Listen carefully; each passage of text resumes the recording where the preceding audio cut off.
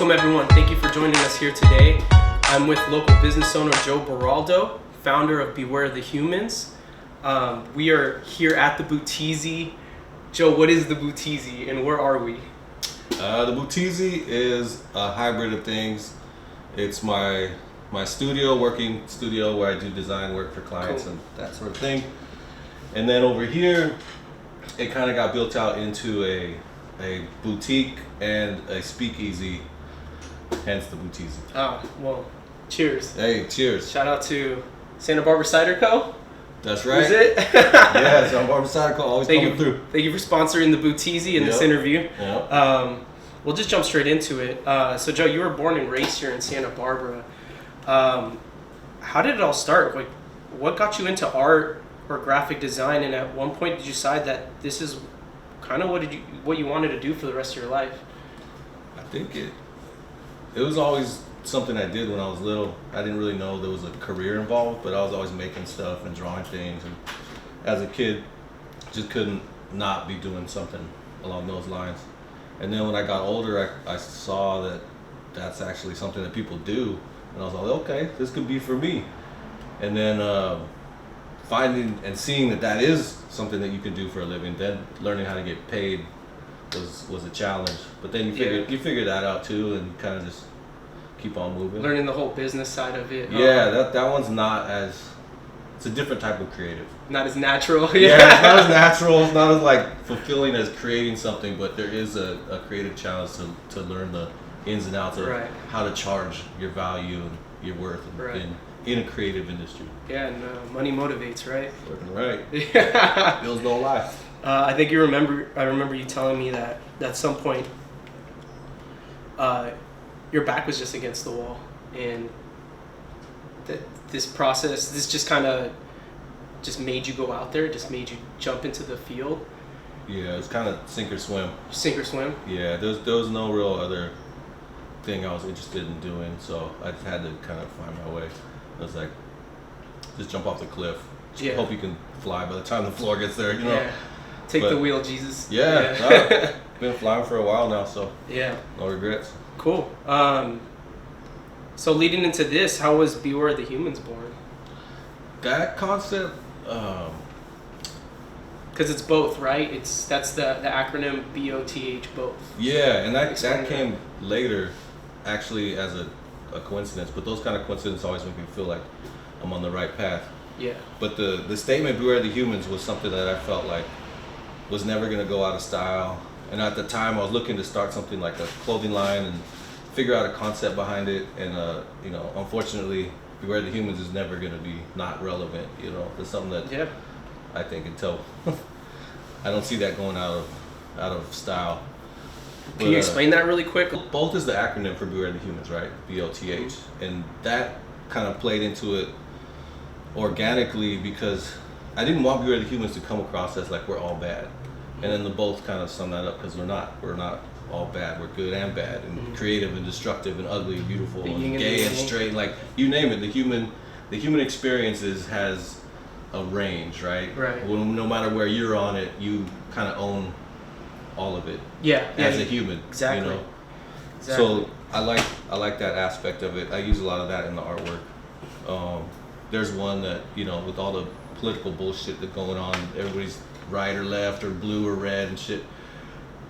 There's a piece, it's snakes on both sides. So it's like, you're either both wrong, you're both right, but it's both, bitch. You know what I mean? Like, so it's an interesting way to kind of quell arguments. And was there anything in your personal experiences that kind of inspired this? I know you told me that there are certain places you traveled to, and you showed me some amazing art, architectural, and not just paintings.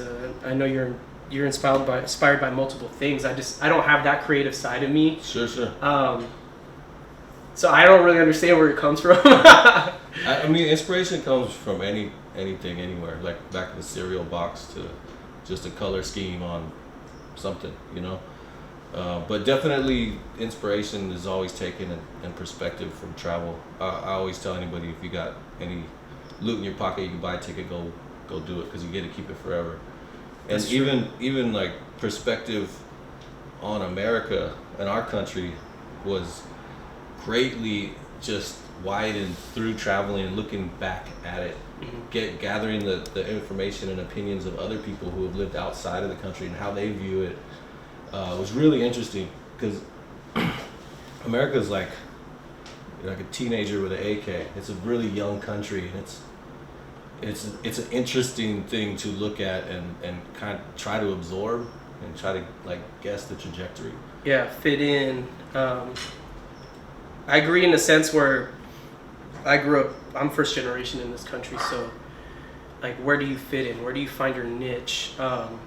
You're kind of divided culturally, trying to fit in and be an American, but also raised Peruvian. I think at least from that aspect, I understand what you're saying. Right. And I think like I've been around the world and but I how I identify myself is literally Santa Barbarian, Californian. You know what I mean? I have like deeper roots in different places of the world, but I've been here so long that like this is the culture, this is my life, you know, like this is how I identify and communicate to the world through art. Your lens. Yeah, it's definitely this one. Cool. Last question I got for you, Joe. Where do you foresee Beware the Humans? What's the future look like? What kind of industries are you trying to work with that you believe will have the most impact on your brand, and will kind of just pave the way for the direction you're trying to go? And I know you've told me before that you've already worked with certain artists and that have worn your clothing, that have believed in your brand. Right. Tell us a little bit more about that. Collaborations, definitely. I love collaborating. I love having other people's lens, right? Look at Beware the Humans and then say it through in their own words and their own vision. And even like having other artists that aren't maybe graphic artists, but musicians endorse the brand and appreciate it and show love, especially when they're people that you grew up and looked at, and that's amazing. That's an amazing feeling. That's like reaching into the TV and touching something that you thought before was impossible to touch. Right. And then all of a sudden, like, the respect and appreciation of art is now turned around at something you created, and that's a beautiful thing. In the distance, where I would like to go with Beware the Humans, and this has always kind of been a blueprint in the back, and I know it's going to take some things to get it into a nice humming rhythm, but you know, like Anthony Bourdain did with food, I want to do that with like fashion and art. Right. So basically, like, because Beware the Humans is a conversation that can be had around the world in all different languages, I would like to do that. So I'd like to go to some places like, I mean, fucking Iran, you know what I mean? Or Peru or Nepal or Mexico or wherever, and find these people that are fluent in visual communication and art and have a sense of community and want to tell a story and utilize that and create a platform in which basically Beware the Humans becomes a mic, like a hot mic. You can tap on it and I'll bring you on and be like, tell your story. Cultural communication. Right.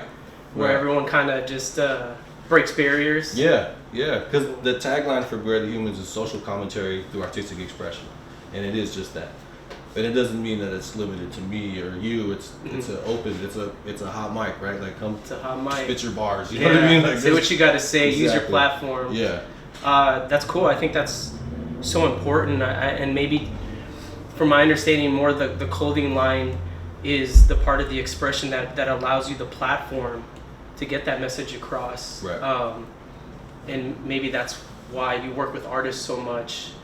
And do you explain these things to them when they wear your clothes, or like how's the approach? Like, there's no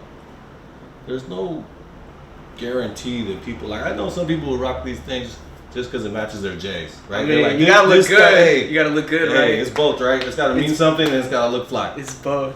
So I know some people are just like, this is dope, this matches my kicks, this matches this, that, and the other, right? And then other people wear it like a badge of honor, and they're like, I understand this, I'm behind this conversation.